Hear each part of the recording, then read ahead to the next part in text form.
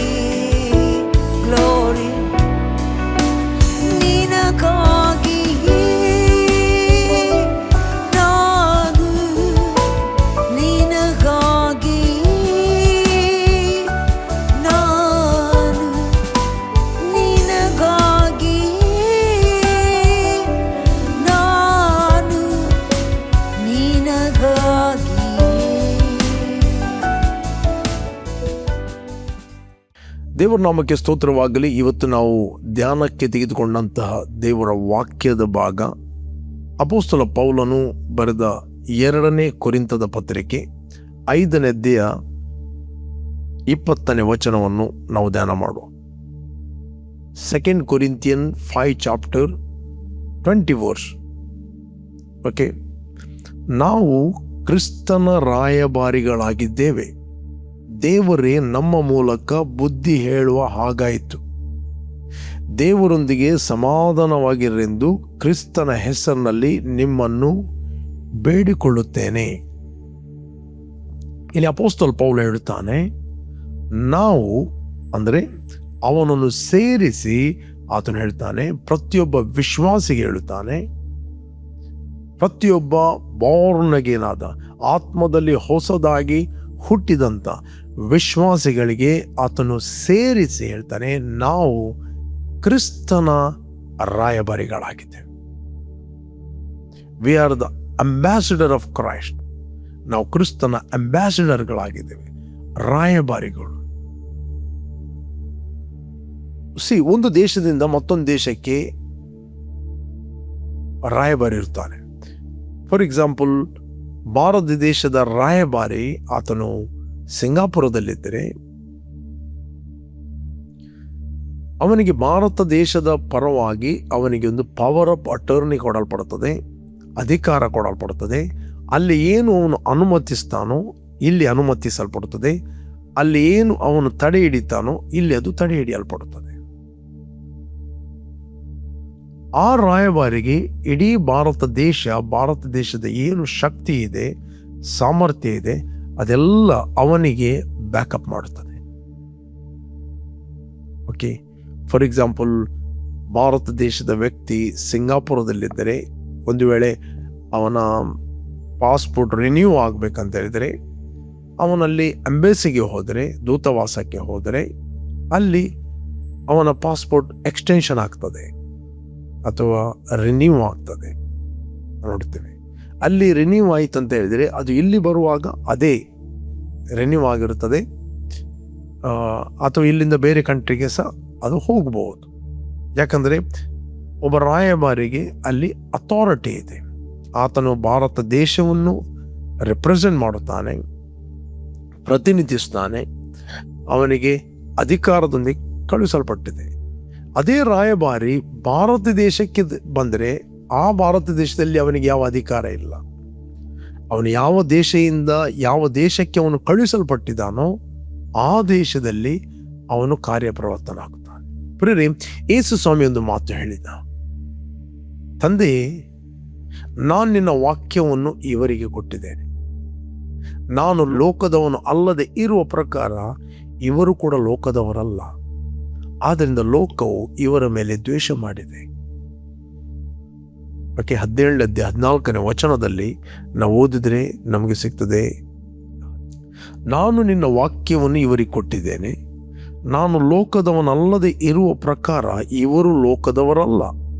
ಆದ ಕಾರಣ ಲೋಕವು ಇವರ ಮೇಲೆ ದ್ವೇಷ ಮಾಡಿದೆ. ಯೇಸು ಹೇಳ್ತಾನೆ, ತಂದೆ, ನಾನು ಲೋಕದವನ ಅಲ್ಲದೆ ಇರೋ ಪ್ರಕಾರ ಇವರು ಲೋಕದವರಲ್ಲ. ಯೇಸುವನ್ನು ರಕ್ಷಕನು ಒಡೆಯನೆಂದು ಅಂಗೀಕಾರ ಮಾಡಿದ ವ್ಯಕ್ತಿ ಅವನು ಲೋಕದವನು ಅಲ್ಲ. ಆತನು ಈ ಲೋಕಕ್ಕೆ ಸಂಬಂಧಪಟ್ಟವನಲ್ಲ. ಆತನು ಪರಲೋಕ ಸಂಸ್ಥಾನದವನು. ಆತನು ಭೂಲೋಕದಲ್ಲಿ ಇದ್ದುಕೊಂಡು ಪರಲೋಕದಲ್ಲಿ ಇರುವವನು, ಪರಲೋಕದಲ್ಲಿ ಇದ್ದುಕೊಂಡು ಭೂಲೋಕದಲ್ಲಿ ಫಂಕ್ಷನ್ ಆಗುವವನು, ಕಾರ್ಯಪ್ರವರ್ತನಾಗುವವನು. ಆತನು ಪರಲೋಕದ ಮಹಿಮೆಯನ್ನು ಈ ಭೂಲೋಕದಲ್ಲಿ ಬಿಡುಗಡೆ ಮಾಡುವನು. ಯಾಕಂದ್ರೆ ನಾವು ಕ್ರಿಸ್ತನ ರಾಯಭಾರಿಗಳಾಗಿದ್ದೇವೆ. ನಾವು ಏನು ಮಾತಾಡುತ್ತೇವೆ, ಪರಲೋಕ ಅದಕ್ಕೆ ಬ್ಯಾಕಪ್ ಕೊಡ್ತದೆ. ನಾವು ಏನು ಘೋಷಿಸ್ತೇವೆ, ಪರಲೋಕ ಅದಕ್ಕೆ ಬ್ಯಾಕಪ್ ಮಾಡುತ್ತೇವೆ. ನಾವಿಲ್ಲಿ ಆರೋಗ್ಯವನ್ನು ಬಿಡುಗಡೆ ಮಾಡಬಹುದು, ಇಲ್ಲಿ ಸಮಾಧಾನ ಬಿಡುಗಡೆ ಮಾಡಬಹುದು, ಇಲ್ಲಿ ದೇವದೂತನ್ನು ನಾವು ಬಿಡುಗಡೆ ಮಾಡಬಹುದು, ಇಲ್ಲಿ ಸಂತೋಷವನ್ನು ನಾವು ಬಿಡುಗಡೆ ಮಾಡಬಹುದು. ಭೂಲೋಕವನ್ನು ಪರಲೋಕದ ಮಹಿಮೆಯಿಂದ ನಾವು ತುಂಬಿಸಬಹುದು. Why? Because we are the ambassador of Christ. ನಾವು ಕ್ರಿಸ್ತನ ರಾಯಭಾರಿಗಳು. ಈ ಕಾನ್ಷಿಯಸ್ ನಮ್ಮಲ್ಲಿ ಯಾವಾಗಲೂ ಇರಬೇಕು. ನಾವು ಕ್ರಿಸ್ತನ ರಾಯಭಾರಿಗಳು ಈ ಭೂಲೋಕದಲ್ಲಿ. ರಾಯಭಾರಿ ಯಾವ ದೇಶದಲ್ಲಿ ಅವನಿದ್ದಾನೋ ಆ ದೇಶದವನಲ್ಲ. ಅವನು ಇನ್ನೊಂದು ದೇಶದಿಂದ ಆ ದೇಶಕ್ಕೆ ಕಳಿಸಲ್ಪಟ್ಟವನು ಆ ದೇಶದ ಕಳಿಸಲ್ಪಟ್ಟ ದೇಶದ ಪರವಾಗಿ ಆ ದೇಶದಲ್ಲಿ ಅವನು ಕಾರ್ಯಪ್ರವರ್ತನಾಗಲು. ಅದೇ ರೀತಿ ನಾವು ಬಾರ್ನ್ ಅಗೇನ್ ಆದವರು ಯಾರು ಯೇಸುವನ್ನು ಅಂಗೀಕಾರ ಮಾಡಿದರೂ ಅವರಿಗೆ ದೇವರ ಮಕ್ಕಳಾಗುವ ಅಧಿಕಾರ ಕೊಟ್ಟನು. ಇವರು ರಕ್ತ ಸಂಬಂಧದಿಂದ ಹುಟ್ಟಿದವರಲ್ಲ, ಇವರು ದೇವರಿಂದ ಹುಟ್ಟಿದವರು. ನಾವು ಕ್ರಿಸ್ತನಲ್ಲಿ ದೇವರಿಂದ ಹುಟ್ಟಿದವರು. ನಾವು ಕ್ರಿಸ್ತನ ರಾಯಭಾರಿಗಳಾಗಿ ಈ ಭೂಲೋಕದಲ್ಲಿದೆ. ನಾವು ಭೂಲೋಕದಲ್ಲಿ ಏನು ತಡೆಯುತ್ತೇವೆ ಅದಕ್ಕೆ ಪರಲೋಕದ ಅನುಮತಿ ಇದೆ. ನಾವು ಭೂಲೋಕದಲ್ಲಿ ಏನು ಅನುಮತಿಸ್ತೇವೆ ಅದು ಪರಲೋಕದ ಅನುಮತಿ ಇದೆ. ಏನು ತಡೆಯುತ್ತೇವೆ ಅದು ಪರಲೋಕದಲ್ಲಿ ತಡೆಯಲ್ಪಡೋದು.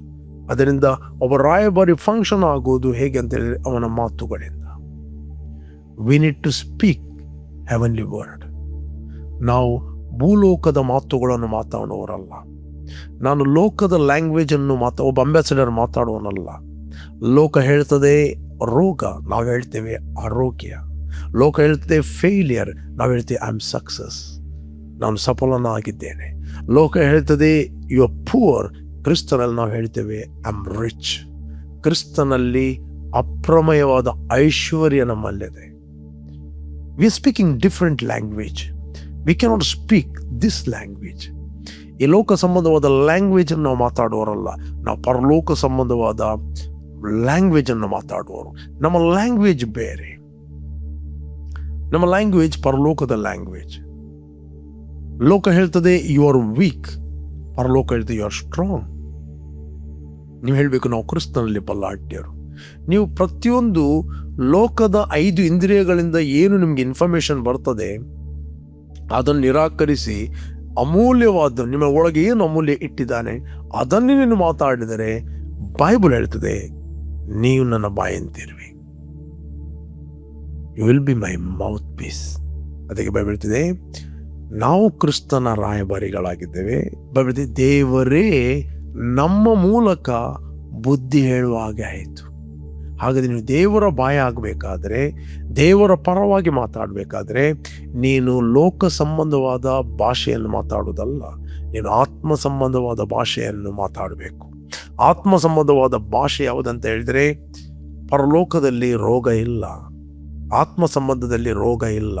ನೀವು ರೋಗದ ದೇವರಿಗೆ ಹುಟ್ಟಿದವರಲ್ಲ, ನೀವು ಆರೋಗ್ಯದ ದೇವರಿಗೆ ಹುಟ್ಟಿದವರು. ನೀವು ನಂಬಿಕೊಂಡು ನೀವು ಮಾತಾಡಬೇಕು ಆರೋಗ್ಯ ನನ್ನದು. ಆತನ ಸನ್ನಿಧಾನದಲ್ಲಿ ಕಾದುಕೊಳ್ಳುವವರು ಹೊಸ ಬಲವನ್ನು ಹೊಂದುತ್ತಾರೆ. Right, they shall renew their strength. I am young, I am strong, I am more than conqueror, I am full of life, full of grace. ನನ್ನ ಒಳಗೆ ಫುಲ್ ದೇವರ ಜೀವ ಇದೆ. ನನ್ನಲ್ಲಿರುವ ದೇವರ ಕೃಪೆ ಅದು ದಿನೇ ದಿನೇ ಹೆಚ್ಚಲ್ಪಡುತ್ತದೆ.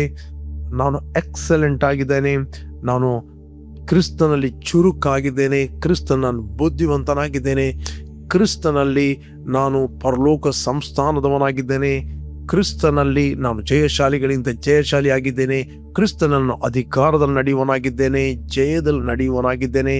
ರೋಗವನ್ನು, ಲೋನ್ಲಿನೆಸ್ಸನ್ನು, ರಿಜೆಕ್ಷನನ್ನು ಯೇಸುವಿನ ನಾಮದಲ್ಲಿ ನಾನು ನಿರಾಕರಿಸ್ತೇನೆ. ಎಲ್ಲ ರೋಗದ ಸಿಂಪ್ಟಮ್ಸ್ಗಳನ್ನು ನಿರಾಕರಿಸ್ತೇನೆ. ಎವ್ರಿ ಟೈಮ್ ನೀವು ಹೇಳ್ತಿರುವಾಗ ಯು ಅರೈಸ್, ನೀನು ಒಳಗಿಂದ ರಾಯಭಾರಿ ಎಂಬವನು ಅವನು ಹೇಳ್ತಾನೆ. ರಿಯಲ್ ನೀನು ಆತ್ಮಸ್ವರೂಪಿ, ನಿನಗೆ ಪ್ರಾಣ ಇದೆ, ಶರೀರ ಎಂಬ ಮನೆಯಲ್ಲಿ ನೀನು ವಾಸ ಮಾಡುತ್ತಾ ಇದ್ದಿ. ಬಟ್ ರಾಯಭಾರಿ ಆದದ್ದು ರಿಯಲ್ ನಿನ್ನ ಒಳಗೆ ಹುಟ್ಟಿದ ವ್ಯಕ್ತಿ. ಆ ಒಳಗೆ ಹುಟ್ಟಿದ ವ್ಯಕ್ತಿ ಆತನ ತಂದೆ ಒಟ್ಟಿಗೆ ಸಂಬಂಧವನ್ನು ಹೊಂದಿದ್ದಾನೆ. ನೀನು ಕ್ರಿಸ್ತನ ಪರವಾಗಿ ಭೂಲೋಕದಲ್ಲಿ ಮಾತಾಡುತ್ತಿ.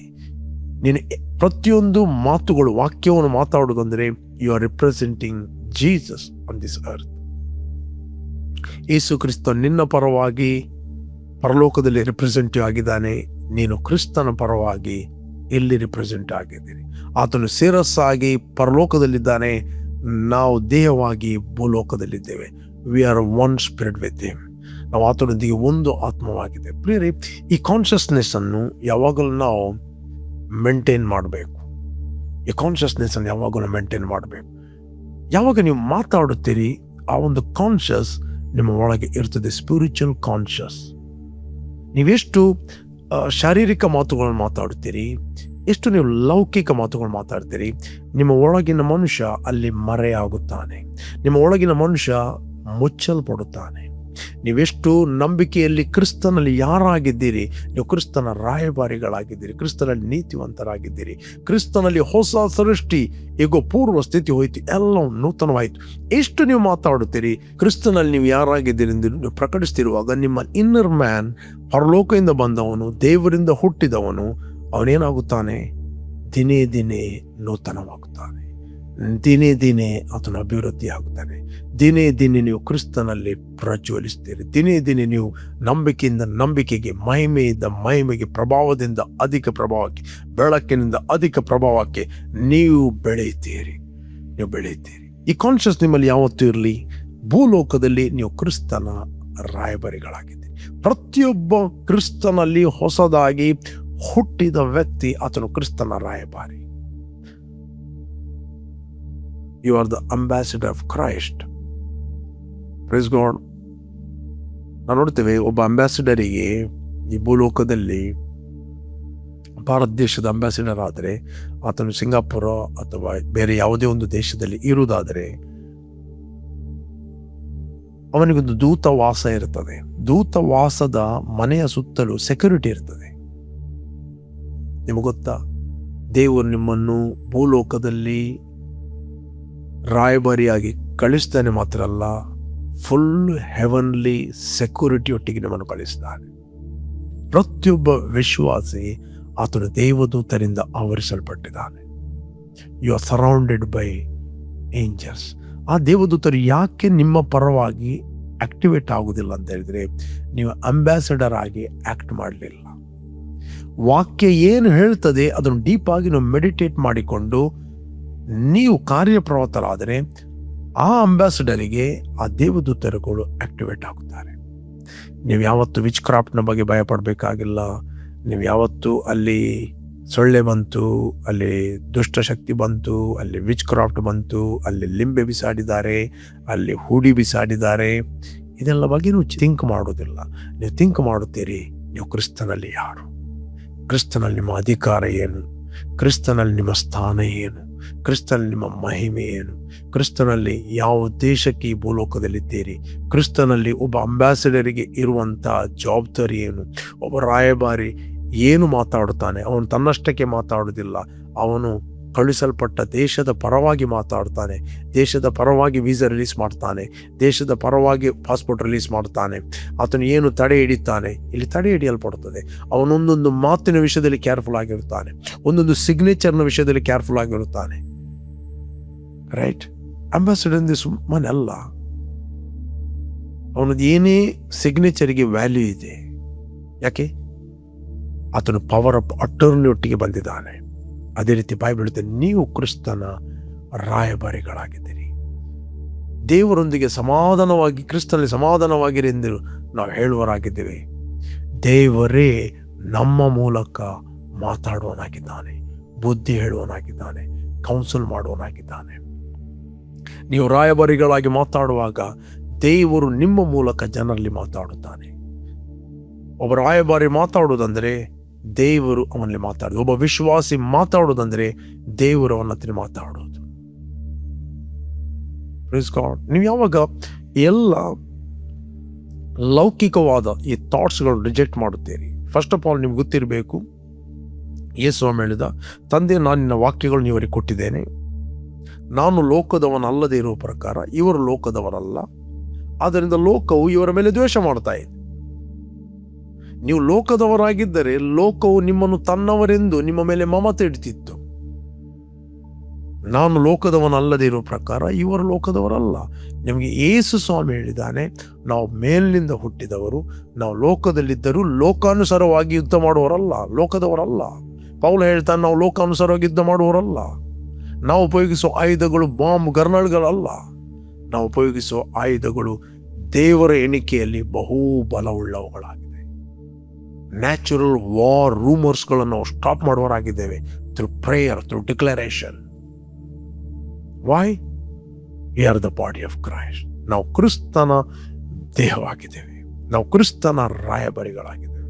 ಅದರಿಂದ ಪ್ರಿಯರೇ, ಅರೈಸ್ ಇನ್ ಯುವರ್ ಸ್ಪಿರಿಟ್. ನಿನ್ನ ಆತ್ಮದಲ್ಲಿ ನೀವು ಏಳಿರಿ, ರಾಯಭಾರಿಗಳಾಗಿ ನೀವು ಸ್ವಾರ್ಥಿಯನ್ನು ಇತರಿಗೆ ಹೇಳ್ರಿ, ಪ್ರಾರ್ಥನೆ ಮಾಡ್ರಿ, ವಾಕ್ಯಗಳನ್ನು ಘೋಷಣೆ ಮಾಡ್ರಿ, ಪರಿಸ್ಥಿತಿಗಳಿಗೆ ಮಾತಾಡ್ರಿ, ಬೆಟ್ಟಗಳಿಗೆ ಮಾತಾಡ್ರಿ, ಸಮಸ್ಯೆಗಳಿಗೆ ಮಾತಾಡ್ರಿ, ರೋಗಕ್ಕೆ ನೀವು ಅಂಬಾಸಡರ್ ಆಗಿ ಹೇಳ್ರಿ, ರೋಗವೇ ನಿನಗೆ ನಾನು ಅನುಮತಿ ಕೊಡುವುದಿಲ್ಲ, ಈ ದೇಹದ ಮೇಲೆ ನಾನು ಆರೋಗ್ಯವನ್ನು ಬಿಡುಗಡೆ ಮಾಡ್ತಾ ಇದ್ದೇನೆ. Health is belong to me. ಆರೋಗ್ಯವು ನನ್ನದಾಗಿದೆ, ರೋಗವು ನನ್ನದಲ್ಲ. ಲೋಕಕ್ಕೆ ಸಂಭವಿಸಿದ ಅಪಾಯಗಳು, ಲೋಕಕ್ಕೆ ಸಂಭವಿಸಿದ ಅಂಟು ರೋಗಗಳು ನಾನು ಅನುಮತಿ ಕೊಡುವುದಿಲ್ಲ ನನ್ನ ದೇಹದ ಮೇಲೆ.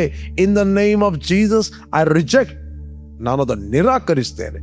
ಹೇಳಿರಿ. ನೀವು ಯಾವಾಗ ಹೇಳುತ್ತೀರಿ ಅದು ನಿರಾಕರಿಸ್ತೀರಿ. ನೀವು ಯಾವಾಗ ಹೇಳ್ತೀರಿ ಅಯ್ಯೋ ನನಗೆ ರೋಗ, ಅಯ್ಯೋ ನನಗೆ ನೋವು, ಅಯ್ಯೋ ನನಗೆ ಪೇಯ್ನ್ ಅಂತ ನೀವು ಹೇಳ್ತೀರಿ, ನೀವು ಲೋಕವನ್ನು ಅನುಮತಿಸ್ತೀರಿ. ಯಾವಾಗ ನೀವು ಹೇಳ್ತೀರಿ ನಾನು ಆರೋಗ್ಯವಂತನಾಗಿದ್ದೇನೆ, ನಾನು ಪರಲೋಕ ಸಂಸ್ಥಾನದವನು, ನಾನು ಜಯಶಾಲಿಗಳಿಗಿಂತ ಜಯಶಾಲಿ, ನಾನು ರೋಗವನ್ನು ಯೇಸುವಿನ ನಾಮದಲ್ಲಿ ಅನುಮತಿಸ್ತಿಲ್ಲ, ಅದನ್ನು ನಿರಾಕರಿಸ್ತೇನೆ. ನೀವು ಹೇಳ್ತಿರುವಾಗ ನೀವು ಒಳಗಿಂದ ಹೊರಗೆ ಜೀವವನ್ನು ಬಿಡುಗಡೆ ಮಾಡುತ್ತೀರಿ. ಪರಲೋಕವನ್ನು ಭೂಲೋಕದ ಮೇಲೆ ನೀವು ಬಿಡುಗಡೆ ಮಾಡುತ್ತೀರಿ. ದೇವದೂತರನ್ನು ನೀವು ಬಿಡುಗಡೆ ಮಾಡುತ್ತೀರಿ. ನೀವು ಪರಿಸ್ಥಿತಿಗಳ ಮೇಲೆ ದೊರೆತನ ಮಾಡುವವರಾಗಿದ್ದೀರಿ. ಪರಿಸ್ಥಿತಿಗಳು ನಿಮಗೆ ಅಧೀನವಾಗುತ್ತವೆ.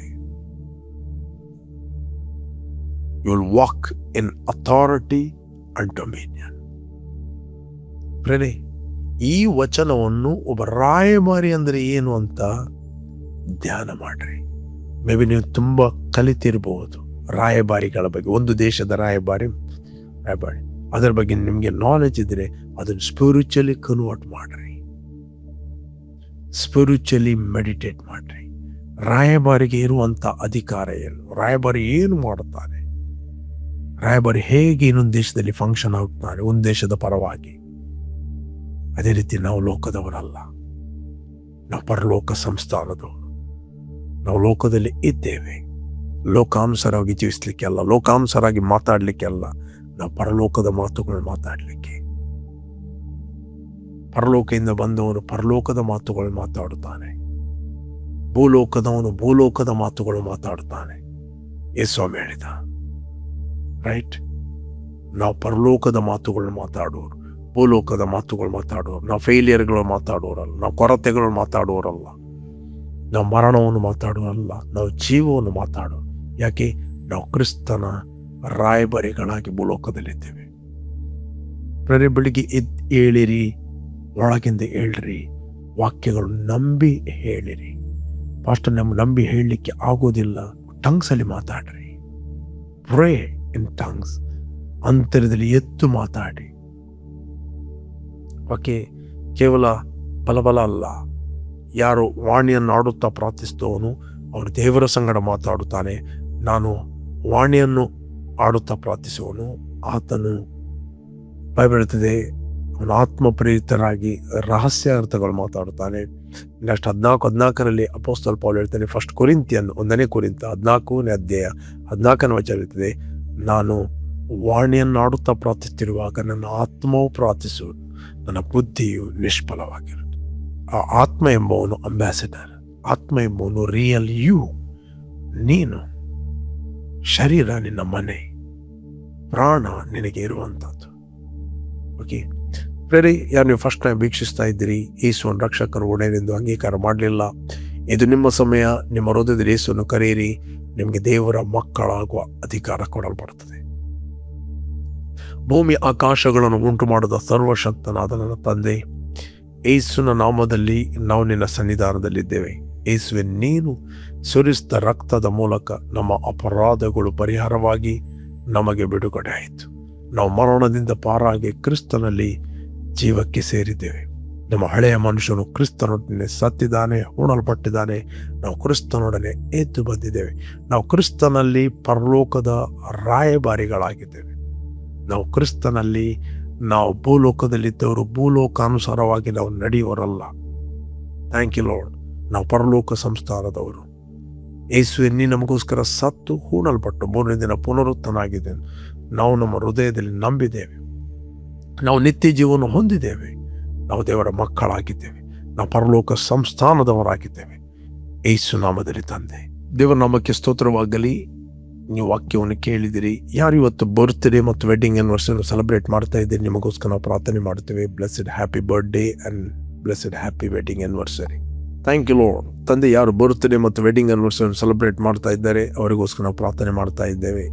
ಇವರು ಆಂತರ್ಯದಲ್ಲಿ ಎದ್ದೇಳಲಿ, ಪ್ರಜ್ವಲಿಸಲಿ, ಉರಿಯಲಿ, ಪ್ರಕಾಶಿಸಲಿ ಎಂದು ನಾವು ಪ್ರಾರ್ಥಿಸ್ತೇವೆ. ಎಲ್ಲ ಕೆಡುಕನ ಕೈಯಿಂದ ಇವರನ್ನು ತಪ್ಪಿಸಿ ಕಾಪಾಡಬೇಕೆಂದು ಪ್ರಾರ್ಥಿಸ್ತೇವೆ. ನಿನ್ನ ಅಭಿಷೇಕ ಹಸ್ತವು ಇವರ ಮೇಲೆ ನಿರಂತರವಾಗಿರಲಿ. In Jesus name, amen. ಜಯದ ವಾಕ್ಯ ಈ ಕಾರ್ಯಕ್ರಮವನ್ನು ಪ್ರತಿದಿನ ಬೆಳಿಗ್ಗೆ ಬಿಗ್ ಜೆ ಟಿವಿಲಿ 7 ಗಂಟೆ 7:30 ವೀಕ್ಷಿಸಿರಿ. 7:30 8 ಗಂಟೆ ಇದೆ ಕಾರ್ಯಕ್ರಮವನ್ನು ರಿಪೀಟ್ ಆಗಿ ನಮ್ಮ ಯೂಟ್ಯೂಬ್ ಚಾನಲ್ ವೀಕ್ಷಿಸಿರಿ. ನಮ್ಮ YouTube channel pastor Roshan Lobo, word of victory church Udupi. ಅದೇ ರೀತಿ ಸಂಜೆ ಫೇಸ್ಬುಕ್ ಮತ್ತು ಯೂಟ್ಯೂಬಲ್ಲಿ ನೀವು ಲೈವ್ ಆಗಿ ನಮ್ಮೊಟ್ಟಿಗೆ ನೀವು ಜಾಯ್ನ್ ಆಗಿರಿ. ಓಕೆ, ಕಂಟಿನ್ಯೂ ಆಗಿ ಜಯದ ವಾಕ್ಯ ಈ ಕಾರ್ಯಕ್ರಮವನ್ನು ನೀವು ಯೂಟ್ಯೂಬ್ ಮತ್ತು ಬಿಗ್ ಜೆ ಟಿವಿಯಲ್ಲಿ ವೀಕ್ಷಿಸಿರಿ. You are bless. ಆಮೆನ್.